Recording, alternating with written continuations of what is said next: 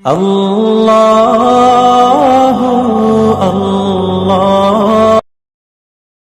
বিনা হিসাবে জান্নাতে যাওয়ার সবচেয়ে শর্টকাট পথ হলো নিজের বিরুদ্ধে নিজে সংগ্রাম করে, আত্মশাসন করে, নিজেকে নিজে নিয়ন্ত্রণ করে, আত্মনিয়ন্ত্রণ করে যেই কোনো মূল্যে সবরকারী হওয়ার চেষ্টা করতে হবে।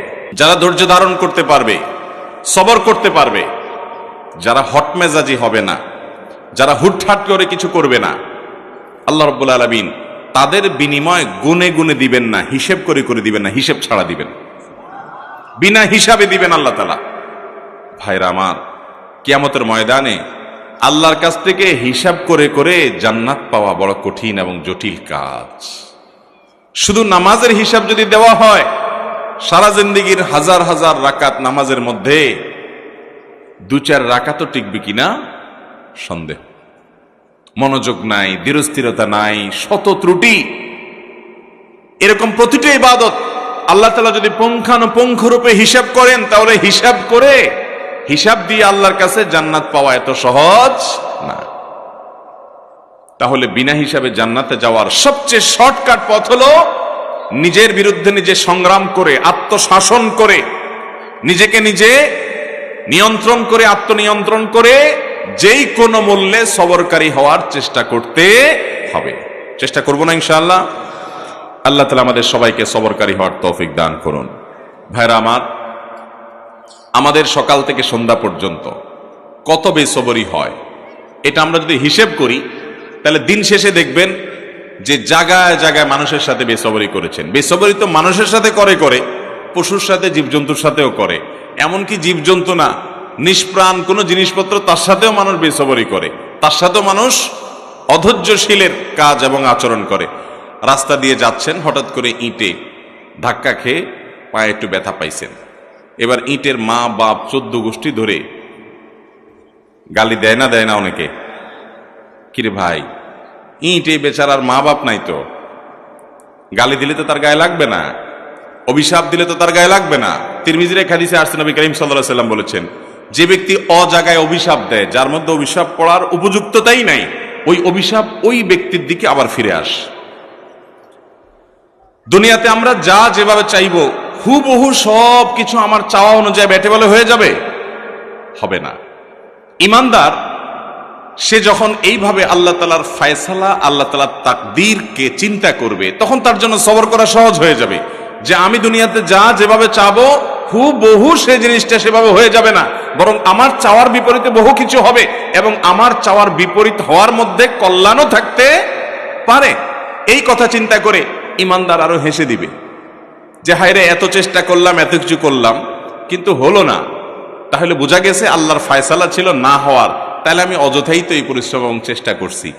তাহলে জেদ না করে, ক্ষোভ না করে, জেদ না ঝেড়ে, বরং আল্লাহর ফয়সালাটা জানতে পারার পর হাসি মুখে সেটাকে বরণ করার মানসিকতা থাকতে হবে। এর নাম হলো সবর এবং ধৈর্য। ভাইরা আমার, সবরকারী ব্যক্তি সম্পর্কে নবী করিম সাল্লাল্লাহু আলাইহি সাল্লাম বলেছেন, যে ব্যক্তি কোনো জায়গায় খুব রাগ ঝাড়ার ক্ষমতা আছে, অনেক রাগ ঝাড়ার ক্ষমতা আছে, এবং রাগ করার মতো ইস্যু তৈরিও হয়েছে, কিন্তু সে নিজেকে নিয়ন্ত্রণ করে রেখেছে, নিজেকে কন্ট্রোল করে রেখেছে, সে বেসবর হয় নাই, সবর করেছে। নবী করিম সাল্লাল্লাহু আলাইহি সাল্লাম বলেছেন, এই গুণের মানুষ যখন আল্লাহর সঙ্গে সাক্ষাৎ করবে কিয়ামতে, তাকে আল্লাহ রাব্বুল আলামিন জান্নাতের হুরাইন থেকে যেটা খুশি সেটা নির্বাচন করার ইখতিয়ার শুধু তাকে দিবেন। অতএব সবর করার চেষ্টা করবো তো ইনশাআল্লাহ। বেসবরি যখনই হবে, তখনই নিজের বিরুদ্ধে নিজের শাস্তি আরোপ করতে হবে যে আমার দ্বারা কেন বেসবরি হলো। কারোর সাথে বেসবরি করেছেন, তার কাছে মাপ চাইবেন। কোন জায়গায় বেসবরি করেছেন, তার প্রায়শ্চিত্ত নিজের উপর নিজে আরোপ করবেন, একটা কাফারা লাজিম করবেন। দেখবেন আপনার আখলাক সুন্দর হয়ে গেছে। বেসবরকারী মানুষকে আল্লাহও অপছন্দ করেন, বান্দারাও দেখতে পারে। আর সবরকারী মানুষকে আল্লাহ তাআলা ঘোষণা দিয়েছেন কোরআনে, আল্লাহু ইউহিব্বুস সাবিরিন, ধৈর্যশীল ঠান্ডা মাথার মানুষগুলোকে আল্লাহ তাআলাও পছন্দ করেন, এবং দুনিয়ার মানুষও এই মানুষগুলোকে পছন্দ করে এবং ভালোবাসে।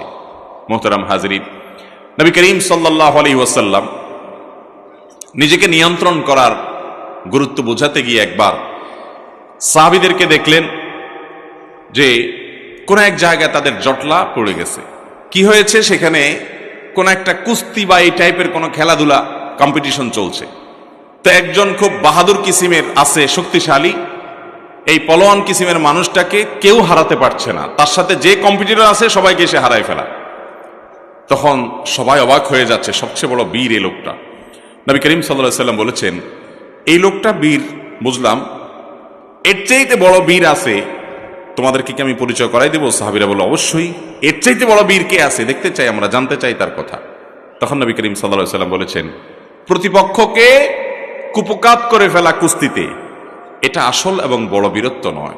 আসল বীরত্ব হলো যে ব্যক্তির মাথা গরম হওয়ার মতো যথেষ্ট কারণ উপস্থিত হয়েছে, এরপরও সে ঠান্ডা মাথায় নিজেকে কন্ট্রোল করে ধরে রাখতে পারছে, এই ব্যক্তি হলো আসল বীর, সত্যিকারের বীর, সত্যিকারের বাহাদুর। ভাইয়ের আমার, রাগ আসার পর মুখ দিয়া যা তা বলে ফেললেন, যা তা করে ফেললেন, এটা হলো অনেকটা ডায়রিয়ার রোগীর মতো। ডায়রিয়ার রোগী, এই বেচারার রোগটা যখন চরম পর্যায়ে পৌঁছায় যায় তখন এতটাই ডাইরেক্ট হয়ে যায় সে আর কন্ট্রোল করে আটকায় রাখতে পারে না, বিছানায় পড়ে যায়, রাস্তায় টয়লেটে যেতে যেতে মাঝপথে পড়ে যায়, কাপড় চোপড় নষ্ট হয়ে যায়, যেখানে সেখানে নষ্ট হয়ে যায়।